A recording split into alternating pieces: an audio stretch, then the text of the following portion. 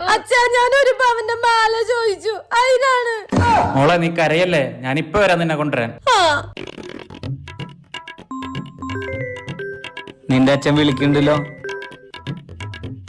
എന്താ ഉണ്ടായേ മോനെ?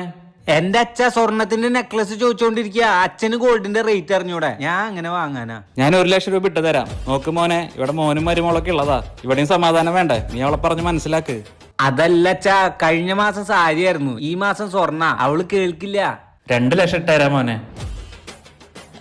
അതല്ല അച്ഛാ, ഈ ഡേറ്റ് അവൾക്ക് ഭയങ്കര ഡിമാൻഡാ. ശരി 5 ലക്ഷം തരാം. എന്താ വെച്ചാ അവൾക്ക് വാങ്ങിച്ചു കൊടുക്ക്, ഇങ്ങോട്ട് വിടാണ്ടിരിക്കി. ശരി അച്ഛാ, വാങ്ങിച്ചു കൊടുക്കാം. ആ അത്രേ ഉള്ളു മോനെ, അവൾക്കൊന്ന് ഫോൺ കൊടുത്ത. ശരി അച്ഛാ, ദേ അച്ഛന് സംസാരിക്കണമെന്ന്. ആച്ചാ നോക്ക് മോനെ, എന്റെ മോൾക്ക് അവിടെ ഒരു കുറവുണ്ടാവാൻ പാടില്ല. ലാളിച്ചു അമ്മനിച്ച് വളർത്തിയതാ ഞാൻ അവളെ. ഞാൻ ഇപ്പൊ തന്നെ അവളെ ഒന്ന് കൊണ്ടുപോകും. പിന്നെ കരഞ്ഞു പിഴിഞ്ഞ് പിറകെ വന്നിട്ട് കാര്യമില്ല, തിരിച്ചയക്കില്ല അവളെ. അയ്യോ വേണ്ടച്ചാ,